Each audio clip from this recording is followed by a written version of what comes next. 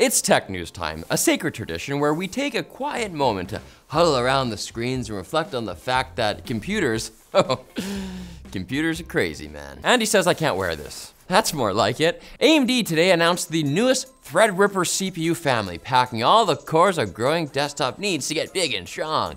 The top of the line Threadripper Pro 7995WX features double the core and thread count that the last generation's 5995WX had, because bigger is better and we won't apologize for that. It's in our nature. We love them huge.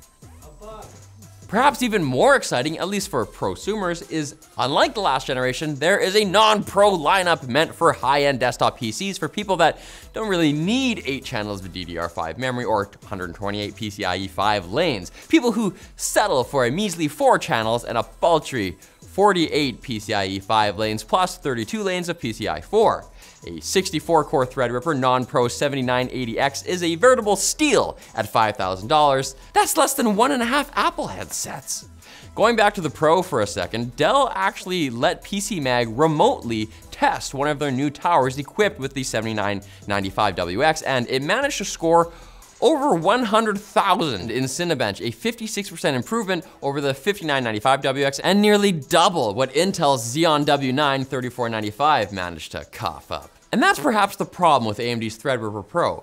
Intel can't compete at all, so instead AMD is competing with little-known competitor AMD and their EPYC CPUs. Time will tell if AMD can rise to AMD's challenge. My money's on AMD.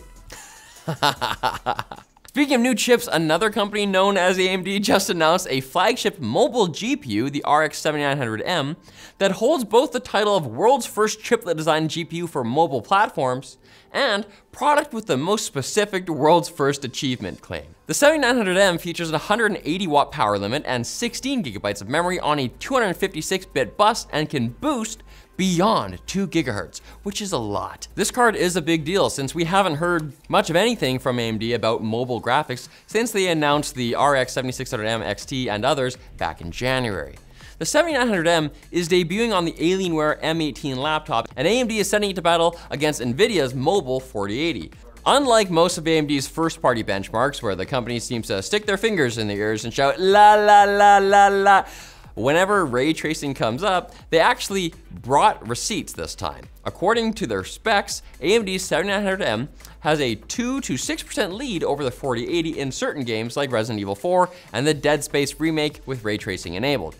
Having said that, AMD may have used an inferior 4080 laptop, which is kind of like winning a 100-meter dash against someone you love tapped with a steel pipe before the starting gun.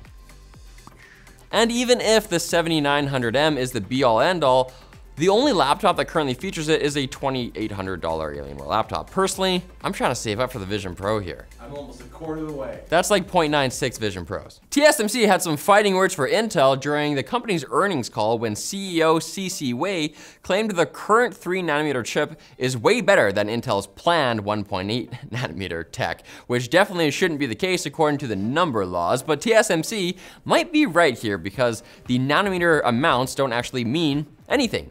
They used to, but now manufacturers just use them to refer to a chip's generation rather than transistor density or chip size. Because why should engineers care about units of measurement when they're working with small and delicate components? It's a gut and balls industry. Welcome to chip manufacturing, where Moore's law is dead and the numbers don't matter. Brief tangent aside, it's quite bold of TSMC to predict this, seeing as Intel's 1.8nm tech won't be available until 2025. Perhaps TSMC used vast sums of money and resources to make a time machine?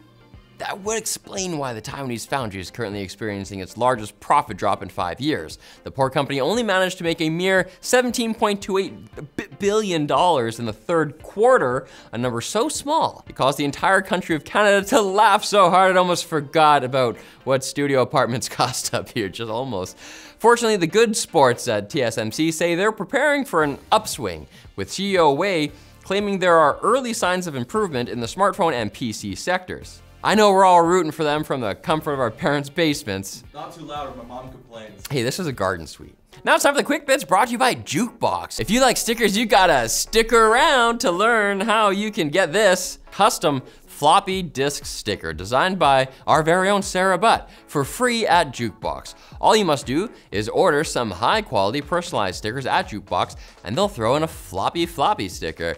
You can stick it on your phone, your laptop, or just put it in your wallet so you can look at it when you need a little serving of sunshine. This isn't just talk either. We use Jukebox for some of our prints, and you'll see why if you check them out at the link below and use code LINES for 30% off a custom sticker. That was a sweet throw. Fun fact, before TechLinked, the record for quickest bit was set by Jerry Seinfeld in the late 80s when he said, "What's the deal with airplane food? It's over 300 years old!" Google has updated its Play Protect features on Android to conduct real-time scans of sideloaded apps at the code level instead of the surface level scans they were doing before.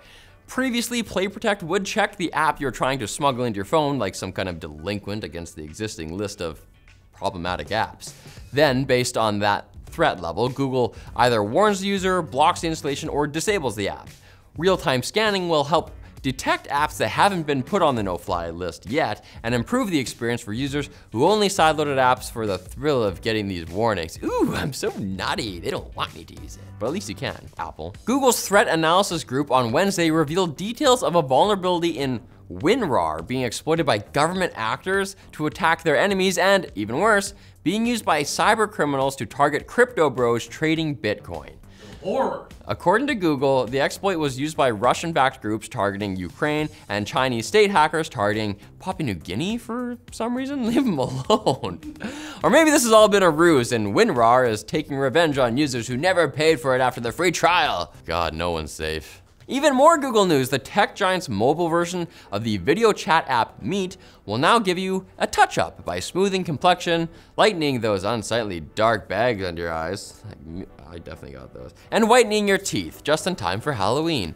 But like the advanced editing features offered in Google Photos, looking presentable will only be available to Google One subscribers, as well as various Workspace account holders. Because people don't love having video meetings with a troll. On the other hand, that might be a good reason to leave it turned off.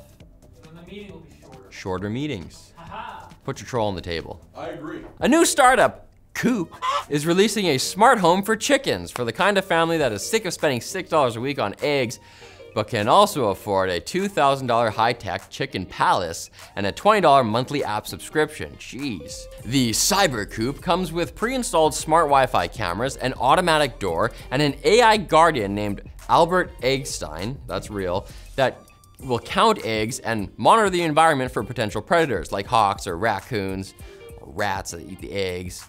Or children. According to Coop, they spent 4 weeks designing a compostable custom-fit poop tray because market research indicates that cleaning the coop is one of the biggest barriers for people who wanted chickens. Which, yeah, no clucking.